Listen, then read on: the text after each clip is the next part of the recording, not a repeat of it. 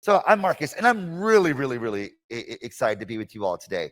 As Dan mentioned, I have my feet in two different worlds as a practitioner at Wieden Kennedy, but also as an academic at the University of Michigan. And the way I see my job is really kind of bridging the academic practitioner gap, bringing these two worlds together. And while I'm very proud of those things, the thing I'm most proud of are these two little girls, Georgia and Ivy. And I bring them up because I talk about them all the time, but specifically, so it sets up what I want to talk to you about today. And it's about perspective. And boy, do I love that quote. Wow, big data is generally correct, but specifically flawed. I mean, so perfect.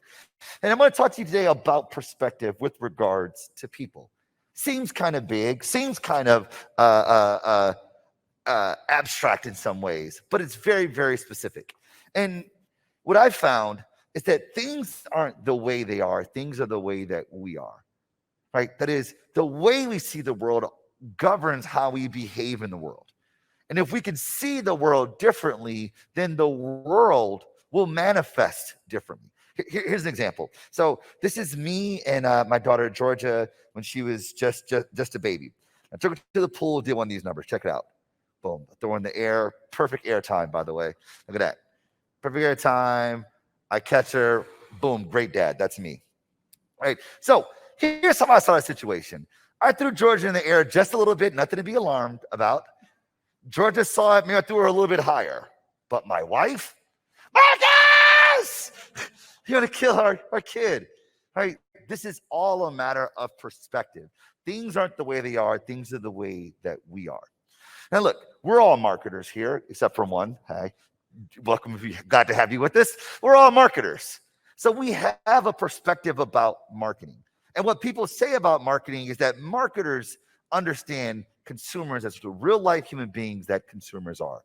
They're not machines that eat messages and cash. They're human beings. So we understand all these intricacies, which, by the way, is a superpower for us. I mean, we should be able to pat each other on the back because we're all marketers here, except for one, but you're part of us now. We're all marketers. So we can say, look, that's great that we can understand people with all the dimension that they have. I mean, even Neil deGrasse Tyson, who is an astrophysicist, says that, look, in science, when human behavior is into the equation, things go nonlinear. That's why physics is easy and sociology is hard, right? Because people are complex. We are some complicated mofos, right? Even Sir Isaac Newton said, I can calculate the motions of heavenly bodies, but not the madness of people. But us marketers, oh, we know people so well. We know people so well that we're able to tap into all the things that make them move, telling stories to get those people to adopt behavior. But most mere mortals, they can't do that very well. And because people are so complicated, regular folks just put people in boxes that are easy, that are simple, that are discreet, but not us marketers, right? For instance, like meet my friend Deborah. Deborah drives a minivan. Does Deborah have kids? Yes. Okay, cool. Yeah. Do your kids play a sport? Yeah. What sport do they play? Soccer. Okay. And where does Deborah live? Now, I gave you one data point about Deborah. You mapped out her entire life. This is what we do. Not because it's accurate, but because it's easy. And while we think of ourselves as marketers, we know people so well, we do not. We actually suck at it. I just met you all today, and you all in unison said the exact same thing. And we do this all the time. In fact, we have an instrument that we use to do this so well called demographics. Age, race, gender, household income, education. We put people in these boxes based on the memory structures we have associated with these demographies. Not because they're real, but because they're easy. Take, for instance, my demographics. I'm 43 years old. I'm African-American, if you hadn't noticed. The mask may have blocked it. I'm from Detroit, born and raised, holla. And went to public schools my entire life.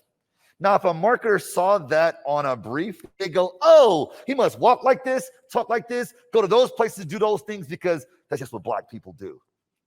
And it sounds completely racist when I say this out loud, but this is what we do all the time. Deborah has a minivan, so she definitely has kids who play soccer and they live on a cul-de-sac. We do this all the time.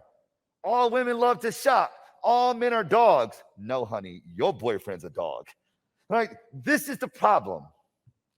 We don't understand people. But, I am 43 years old. I am from Detroit. I am black. I did go to public schools my whole life, but I also played jazz as a kid. And I grew up swimming competitively from 6 years old all the way through high school. Right? I was an engineer undergrad, and I like to sail. These things shape the way I see the world. And because I see the world this way, I behave in the world a certain way. Demographics never get anywhere close to this. Right? But you guys are smart, right? But you know this. Right? Hardware is what we see. The aesthetics we see on the outside. But what makes us run is the software, the codes that make up our day-to-day living. This microphone is going to give me the flux. The codes that make up our day-to-day living. And you guys are sharp. You're like, of course, Marcus, I went to school. I studied marketing. That's why we focus on psychographics. Yes, psychographics are much better than demography. Demographics look at my age, my race, my gender, my household income. Psychographics look at my interests, my passions, what I like to do. And psychographics paint a far more vivid picture about who people are than demographics do. These are the forms by which we enter segmentation. How we take a population of people where every human being, every individual is unique, and we put them in boxes, or we put them in clusters where they're more alike than they're not. Take a heterogeneous market where everyone's different and put them in homogeneous like clusters. And the way by which we do this is we find ways that are identifiably different about who they are, can identify them, but also something that is indicative of their behaviors. Right? We may say, we're going to target millennials. Let's just say that, and I'm going to throw up a little bit of my mask. We're going to target millennials, right?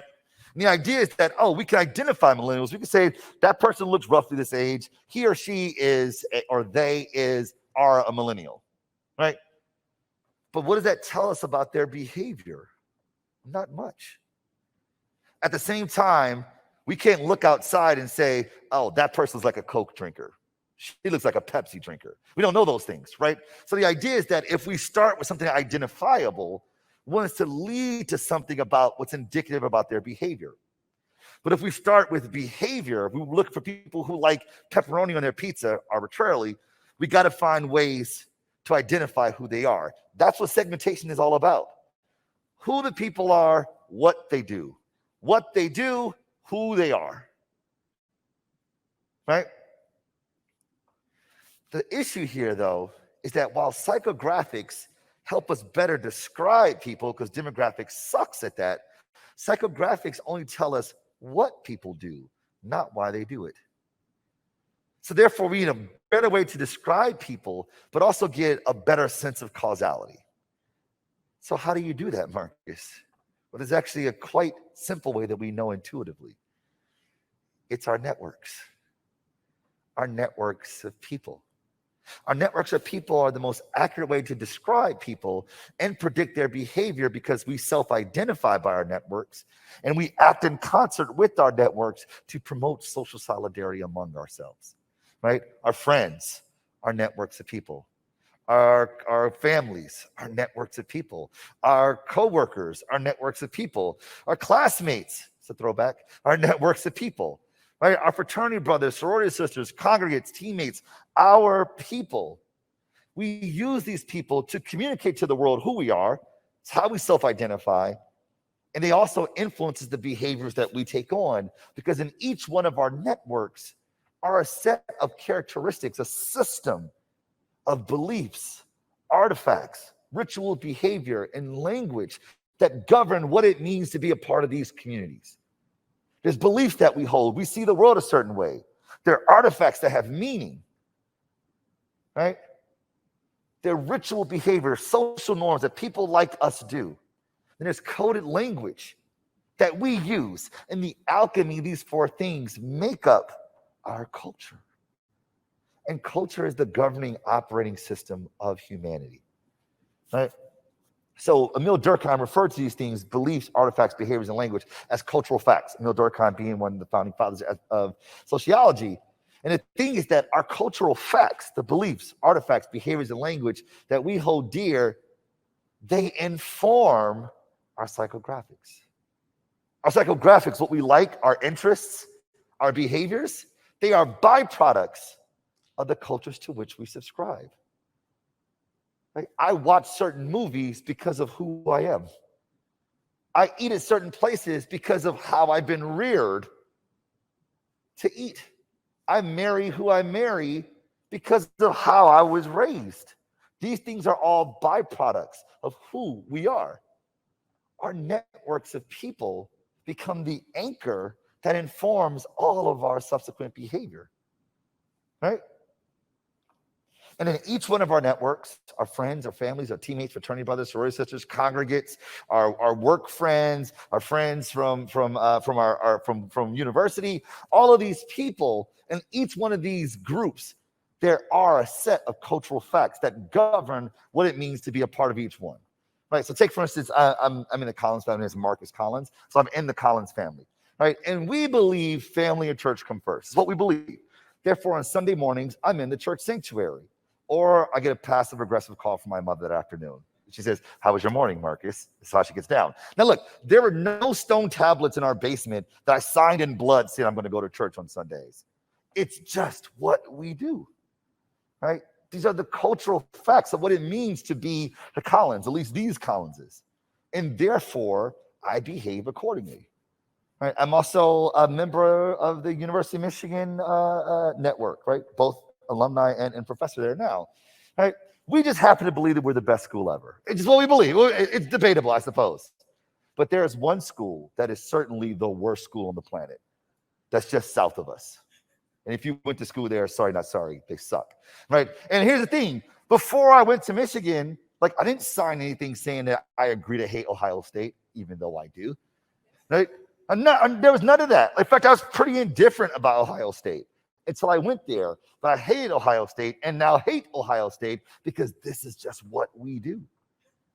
These are the cultural facts. In every community you are a part of, every network that you are a part of, you had a set of cultural facts that govern what it means to be a part of these communities. And they inform every single thing you do on a day-to-day basis, whether you're aware of it or not.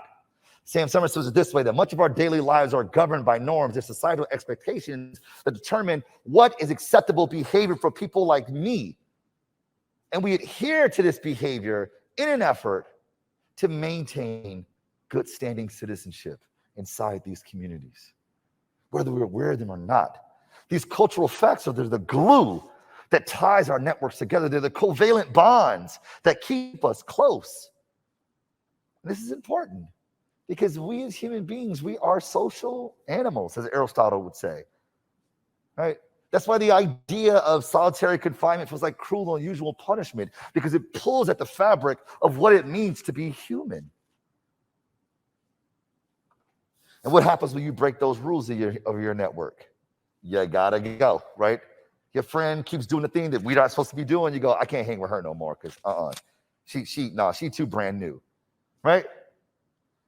And here's the thing. The brain processes social distress the same way we process physical harm, right? That is, our body manifests physical harm when we are at social odds with our people. That's why we use phrases like, it was a slap in the face when she insulted me. It was a punch in the gut, or he broke my heart. We manifest in these physical ways because that's how the brain cognates it. And since we are social animals by nature, in fact, anthropologists would argue that the only reason why mankind was able to survive or to evolve was our ability to socialize, to come together. So we do everything we can to connect. And we abide by this rubric every single day, whether we know it or not. I am a, we believe this, therefore I. I am a Collins. We believe family and church come first. Therefore, Sunday mornings, I'm in the church sanctuary. I'm a Michigan Wolverine. We believe Ohio State sucks. Therefore, every opportunity I have to defecate on Ohio State, I do it because they suck. Those are the facts. Hey, I don't make the rules. I don't make the rules. Like, this governs how we behave in the world. You know that saying in philosophy, I think, therefore I am? In this case, is I am, therefore I do. And the same thing goes for every single one of us, even our consumers. We're governed by the social facts of what it means to be a part of our networks, our friends, our families, our teammates, fraternity brothers, sorority sisters, congregates, political affiliations. All these things make up who we are. And because of who we are, we show up in the world accordingly. Right? So for me as a marketer, I don't focus on targeting demographics ever. Like, it's like, how do we activate networks? Like, that's the focus. How do we activate networks of people? And I love the way Jill Avery puts it. She says, our identities, these are the narratives we construct and negotiate with others, which identify the place we occupy in the social world in relationship to and demarcated by other people, are created and confirmed through our social interactions. Who we are is a byproduct of our social institutions that govern what it means to be Marcus Collins or Daniel Cobb or every single one of you, right? And this isn't just, marketing mumbo jumbo. We also see this in network theory, right? So back in the day, a guy named Cernoff, who was the CEO and president of the Radio Company of America, RCA, when they were just making the radio broadcasting, he said, you know what? The value of the network is one-to-one related to the number of nodes associated with it. That is to say, the number of people who are watching your thing, like a broadcaster, or listening to your podcast, the more people listen to your podcast, the more valuable it is. We know this when we think about television. The more people who watch Comedy Central, the more valuable Comedy Central is as a network. Then later, a guy named Metcalf said, well, yeah, that's interesting. But you know what's even more interesting? So we decentralize the network. We make it as such that people can connect with other people. When you decentralize the network, we allow for greater value. And Metcalf is the guy who created the Ethernet cable as we know it, right? Think about this like Airbnb. Instead of us all booking through the West End, which makes the West End a powerful network, Airbnb decentralizes so that you and you can stay in my room and I stay in your room and I go wherever you're from, right? The value of this network becomes far greater than a broadcast network. Then a guy later, David Reed, said, you know what's even better than that? Is that when you decentralize the network and people find people who are like themselves. And when people find people who are like themselves, the value of the network grows exponentially. Reed puts it this way: in a broadcast network, that's the Cernoff network, content is king. So sources compete for audiences based on the value of their content, right? This is like published content, television programs, products. In the Metcalf network, the stuff that's shared through transaction is king. Email, money, services. However, in a group network, that's a Reed network, the central role is filled by jointly constructed values. We see the world similarly, and therefore we behave in the world accordingly, right? Like this is empirical. The value of the network is greater when we connect with people who are like ourselves. For marketers, this is golden.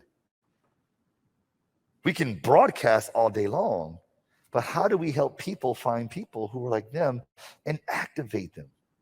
Not because of their demographic makeup, but because of their cultural affiliation, what they believe, the artifacts that are meaningful, the behaviors that are normative, and the language that we use. That is Superman powerful stuff. And it's all sitting out there for us. Right now, I'm fortunate enough to teach and speak and work with like some really like high profile CMOs and CEOs, and they almost always go, "Oh, that's really nice, Marcus. Like I like that, but like, oh, you don't understand what we do over here. We have tons and tons and tons and tons of data, and we take those tons and tons and tons of data, and we put people in nice little boxes that we call personas."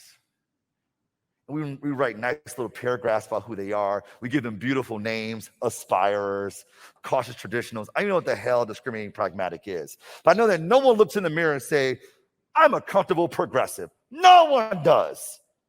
And because no one self-identifies as such, there are no shared beliefs. There are no rituals. There are no artifacts. There are no language. This isn't real. And since we're talking about things not being real, let's talk about these guys for a moment. I know we're like way into Gen Z now. We were totally gotten over millennials. Those are so last year. But the same thing goes, right? So we have a mental picture of who millennials are. Like we have them in a box. Millennials, they are self-entitled. They're narcissistic. Me. They want it right now. They want to work for nothing. You know them freaking millennials. Lazy as all can be. Entitled as all get out. Here's my favorite thing I saw about millennials. I saw this a couple years ago. I just use it all the time because it's perfect, right? Millennials have officially ruined brunch. What does that even mean? Millennials are killing the corkscrew. Millennials are killing gyms, right? Millennials are killing the dinner date. Millennials are ruining the workforce. Millennials are responsible for everything horrible in the world. But what makes a millennial a millennial? Their age. And what is age? Not the age, but what is age? A demographic. There are 80 million millennials in the United States. You mean to tell me they're all the same because they were born at the same time? That is the dumbest thing I've heard in my life. That is, quite frankly, stupid. Stupid. But we do it all the time. All moms are the same. No, they are not. Shoot, you ain't met my mama. Good night. I'm definitely different than my friend's mama. She let me go nowhere. Like my friend, blah, blah, blah's mama said they can go there. Mama's like, I don't care. Right? Different. We put labels on them, but it doesn't make it real. And here's what I love the most, that every generation talks junk about the generation before them. Every single one. Oh, when I was your age, I had to walk barefoot to school 50 miles. Y'all got it so easy. What are you talking about? And we look at this like it's a law. You know, those millennials, boomer, okay, boomer. It's ridiculous. It's quite ridiculous, right? Like, you know, people look at, you know, folks like Amigos and, you know, what's considered fashion today. They go, these guys out here wilding. Look at these guys. They're wearing, they look like idiots. Like idiots. And it's like, well, y'all remember those guys? What are we talking about here, y'all? What are we talking about? It's the same thing. It seems obvious when someone points it out to you. But when it's not pointed out, we kind of go about it just because it's easy, not because it's real. And we should be embarrassed by that as an industry, because this is what we do. We have all the data in the world, but no proximity.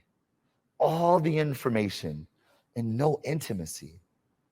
This is problematic, right? And by the way, because no one introduces themselves or sees themselves, self-identifies as these markers that we put on them, none of this stuff is real. Like, I'm a black man, but guess what? When I look in the mirror, I don't go, Marcus, you're a black man. I don't feel black until I walk out of my door, because the world makes me feel black, reminds me that I'm black. Right? But that's not how I self-identify. I self-identify by the beliefs, the ideologies that govern who I am. Right?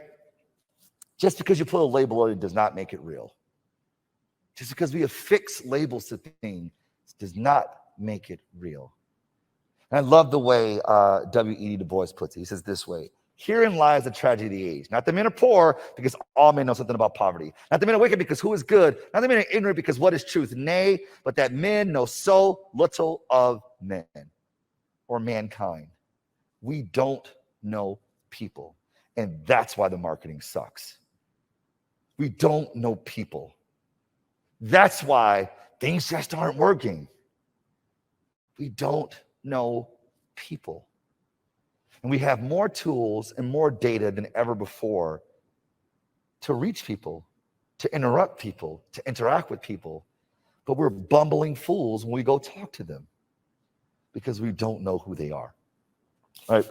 So the idea is that we have to deepen our understanding of who people are, why they do what they do, understanding the underlying physics of how they cognate, which informs why they do what they do. right? And just we need just one more literature check here. Social groups are important to us. They serve to tell us who we are, our identity, what to think, how we cognate, what to believe, how to behave, social norms. And the more we value the social group, the more we are willing to be influenced by it. Our networks of people, our friends, our families, teammates, fraternity brothers, sorority sisters, congregates, our people. We use them to self-identify. They inform how we think, how we see the world, which ultimately informs how we behave in the world. Now, this is the crux here, because we all wake up in the morning thinking that we make our own decisions. Wake up in the morning with this illusion of agency. You ain't making your own decisions. Our decisions are being made by our people. The things that are normal, the things that people like us do. And because of that, we take action as well. Right? The network theorist, Christopher Fowler, said, our connections affect every aspect of our daily lives, exerting both subtle and dramatic influence over our choices, actions, thoughts, and feelings, and even our desires. We even see this done in the social physics of how things spread. Right? We'll take you back to your stats class. I mean, a lot of you guys are marketers, so you probably didn't even take stats. But for those of you who remember, you probably slept through it. My man's like, yeah, I slept through stats. Let me bring you back to just quickly. Right? So a gentleman by the name of Carl Gauss, German mathematician, Carl Gauss, he revealed this idea that he called the Gaussian curve. And over like 4 centuries almost, we've realized that everything in nature, every organic thing abides by this distribution. Everything. That is the height of people, our intellect, the height of trees, everything that is not man-made abides by this distribution. Right? It's become so salient in our lives over the centuries in which this thing has been replicated that we actually call it the normal curve, because everything normal abides by it.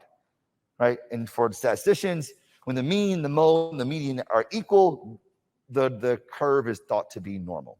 Right? And the taller the curve is, the more normal it is. Right? The more we are descending, it's the same thing.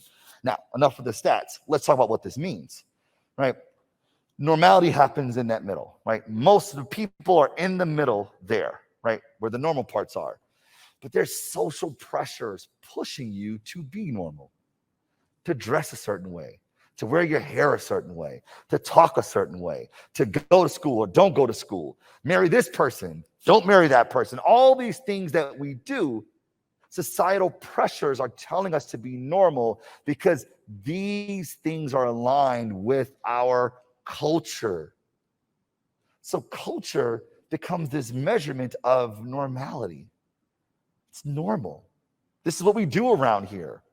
Right? If I go out to shake your hand and you don't shake my hand, I go like, what's wrong with her? You gotta be like, oh, COVID, COVID. Like I gotta somehow qualify it. Otherwise, it's socially awkward, or in some cases even offensive. And marketers know this so well about the middle being where the population is, because that's where our sales funnel goes. Blast as many people as possible, and hopefully we can convert a few of them. And we go there, why? Because everybody there. The market opportunity is huge there. I want to be there because that's where everybody is. But because everybody's there, so is everybody else trying to talk to them. But what's happening over here? Oh, those are the subcultures.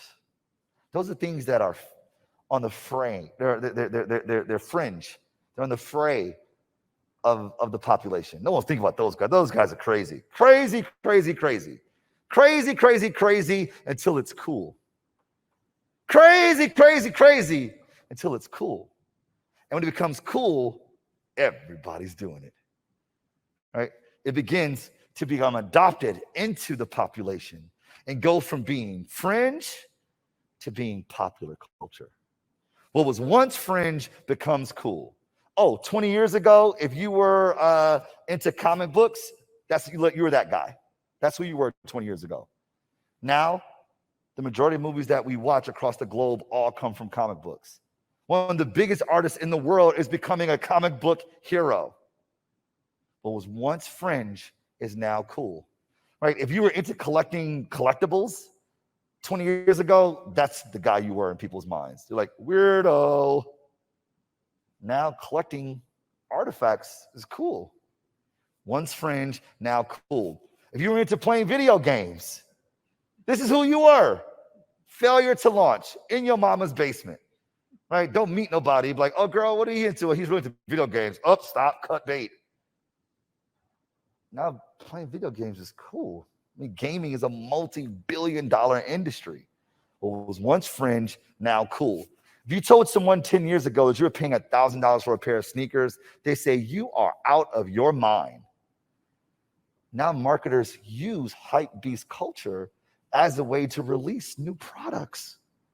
What was once fringe becomes reworked to be cool.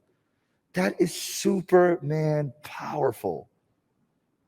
If we start with the subcultural, it propagates to become the culture, the dominant culture. But the only way we understand these things is if we focus on people, real life human beings. So the question becomes, so how do we do this? Like, how is this achieved? Well, we got to get a lot closer, much closer than we have been. We've been relying on data, this proxy between us and people, to be sort of our Sherpa, to tell us about who people are, right? Tons of data. Reams and reams and reams and reams of data. But our understanding of who these people are have not changed, right?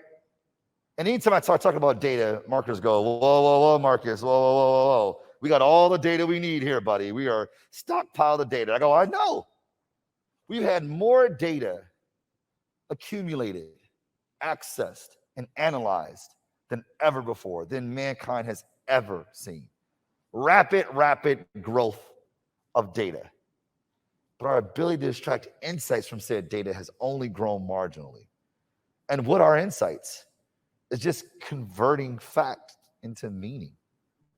And our ability or lack of ability to convert data, information, facts into something meaningful is because we don't know who these people are. They said they like red, so make it red. Well, why they say like red? I don't know. They say make it red, so let's make it red. Then we go, they didn't buy it. We made it red. We don't know people. And marketers say this over and over again. They struggle to know who their consumer really is because we mistake information for intimacy. We think because I have information on you that I know you.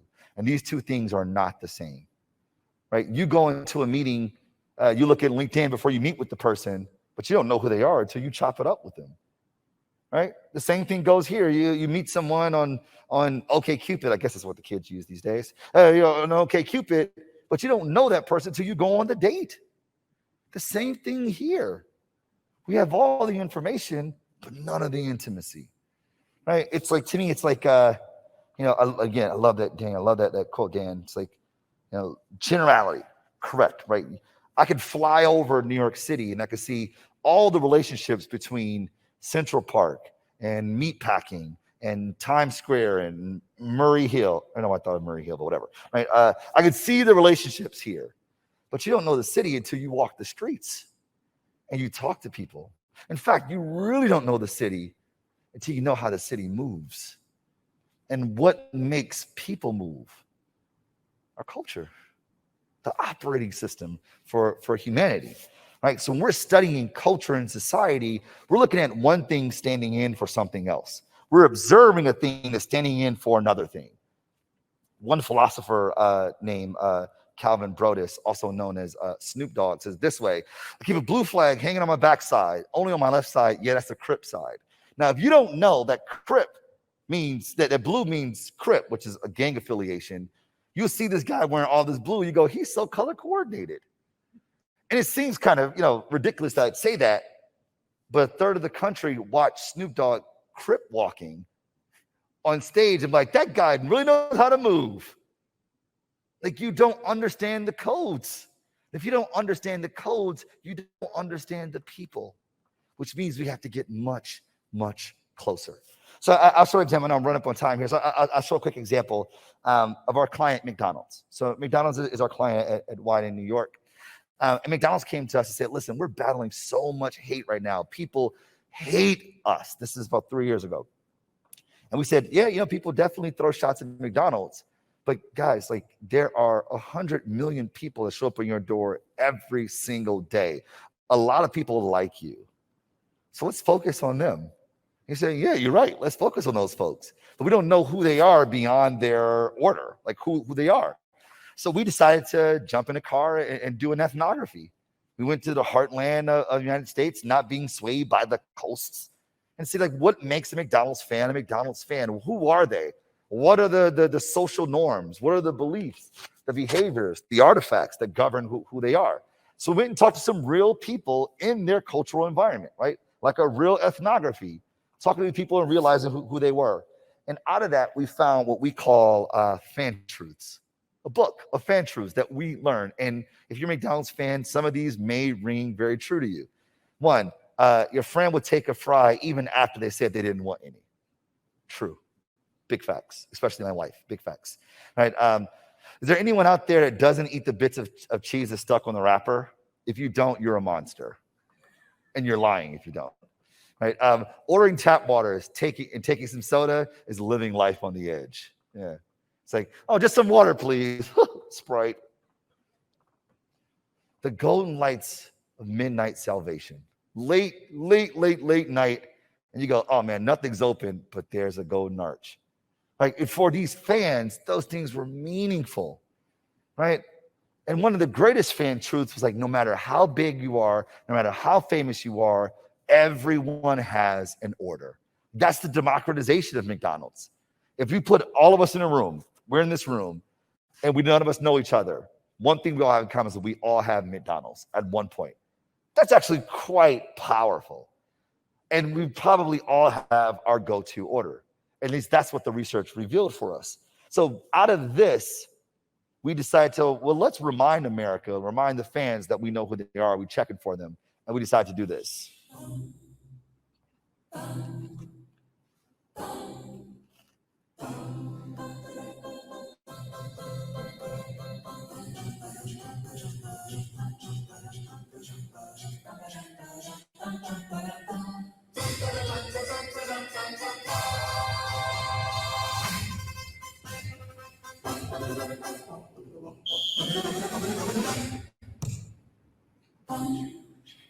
So we kicked that off. I said, that's super interesting. But it's like, well, let's make it real, though, because it's not enough to say it. Let's show it. So we decided to create a program that we called Famous Orders or Famous Trades. We identified people who we knew were McDonald's fans, who had presented themselves as McDonald's fans, said, let's take your famous order and make it an actual menu item. And we decided to partner with this little-known artist named Travis Scott. What's up, world? Yeah, you. I'm Travis Scott. This is my McDonald's order. Follow me.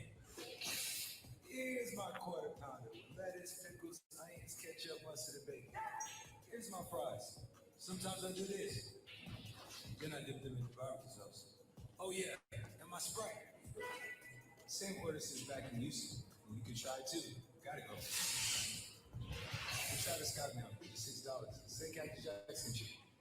So we launched this campaign in May of 2020, or maybe March of 2020, right? And completely crushed the game, right? Like completely crushed the game, so much so that we broke the supply chain for quarter pounders before the supply chain was an issue, right? And Wall Street said that we added 10%, $10 billion of revenue to McDonald's market cap. Right? This is kind of crazy. People are actually stealing the posters off McDonald's windows once the restaurants close. Completely crazy. So then we partnered with J Balvin, whose famous order was a Big Mac and vanilla shake. We partnered with BTS, whose famous order was a 10-piece McNugget. They all share the one 10-piece McNugget. No, I'm joking. Sweetie, right? We partnered with her and her concoctions that she makes. And then in December, we did a partnership with Mariah Carey. And you may go, wait a minute, Mariah Carey, dude, come on. She's not a McDonald's fan. I go, yes, she is. Right? And this thing has been massive for McDonald's. So much so that the competitors have even tried to catch on making like the Nelly meal. Come on, son, super lame. Right? But here's the idea here is that we didn't change the product at all. Nor did we talk about the value propositions of McDonald's. Nor did we talk about how fresh it is or any of the other things that the competitor set was doing in the category. Instead, we talked to fans like fans, identifying what are the cultural facts of what it means to be a McDonald's fan. And we just sort of kind of fanboy it out with them. And they felt like we were one of them because we understand who they were. It wasn't about the brand. It was about the community, the people, and their beliefs, artifacts, behaviors, in language that govern what it means to be a part of these communities. They're cultural facts, right? Which means you got to see the world through their eyes, not yours. See the world through the eyes of the people that you're trying to activate, the real people, not the demographics or the boxes that you put them in. And I love this about Walt Disney. You know, in his day, you know, he would get on the ground when he played with kids to see the world as the kids do, to take on their perspective. I love the way you said it. It's like, I love stories, man. I'm here to learn more about empathy. That's exactly what that is. Taking off your lenses to put on someone else's lenses. So, in the little time I have left, I'm going to leave you with 3 things that I hope will be helpful for you. The first, when we're watching people, you got to watch with purpose. Or you got to watch people with some intentionality. I also think that the best marketers, the best market researchers are comedians, because they just watch people and they go, oh, that was kind of odd. You see what she did? Oh, he's doing it too. And they're doing, okay, this is a thing. It's a thing. And they observe it closely. Then they take theory to help define why that's happening. Then they find a way to interestingly communicate it, to get on stage and say, you notice every time you go to the grocery store, you do this. And you go, oh, it's so me. Of course it is. Because they've been paying attention. And the idea of watching people with intentionality, with purpose, is you're not looking for answers. You're looking for questions. You're looking for, that's odd. That's interesting. Those questions then catalyze you to start looking even closer, to start unpacking who these people are. So first, look at purpose. The second is that while we look with purpose, we want to ask why 3 times. Right? Remember, we're trying to get beyond the external expression, the blue flag that we see hanging on Snoop's backside, and try to understand what's the meaning of said flag. Right? What's the translation? What does it say about who that person is? Beliefs, artifacts, behaviors, and language. Right? Moving beyond observation into meaning. So as we observe them, we ask why 3 times to help get out of our own bias. Because we can look at someone and go like, crazy, he crazy, she crazy. We do it all the time. Right, you see someone with a MAGA hat on, and if you don't subscribe to that, you go, crazy. Or you see someone with a Black Lives Matter hat on, you go, radical. Right? We got to move beyond our initial why that person's doing it. And then ask why again. And then ask why again. Typically, when we get to like the 3rd why, we start getting to intentionality. So we look at people with intentionality to understand their intentions. And I love this quote so much, is that, you know, we judge ourselves by our intentions. We judge others by their actions. We're so easy for us to say, I didn't mean to do that. I wasn't trying to do that. Well, neither was that person. Right? But we don't give people the same amount of grace. Right? So first, we look with purpose. The second, we ask why 3 times. And the third is practice some empathy. Empathy. I mean, when you said that, I was just like lighting up, man. Like empathy. I love that. And what is empathy? Empathy is the ability to take on other people's perspective, to see the world in a way that is not your own. Right? To take off your lenses and put on someone else's lenses. And we often say, you know, walk a mile in someone's shoes, but that's not even enough. Like I could walk a mile in your shoes and experience what you experience, but I'm translating it through my own cultural frames. This is about seeing the world through someone else's cultural frames. Well, how do I know the cultural frames, Marcus? You got to get close and understand who they truly are. We watch them with intentionality to understand their intentions. And once we do, we deny ourselves. We deny the instinct to say, oh, crazy, crazy, crazies. But take aside our lenses to put on other people's lenses to see the world the way they do. And the better we do that, the more likely we are to see the world as they do. I hope this is helpful. At the very least, at the very, very least, I hope this forces you to see the world differently. Because when you see the world differently, the world will change as well. Now, we typically would have time for Q&A, but we're running a little behind. So I left my information for you if you ever want to get in touch, if you got questions. I also live here in the state, live in Ann Arbor. So I'm around here. If you ever want to reach out, I'd love to hear from you. Love to answer questions as you have them. And thank you so much for having me.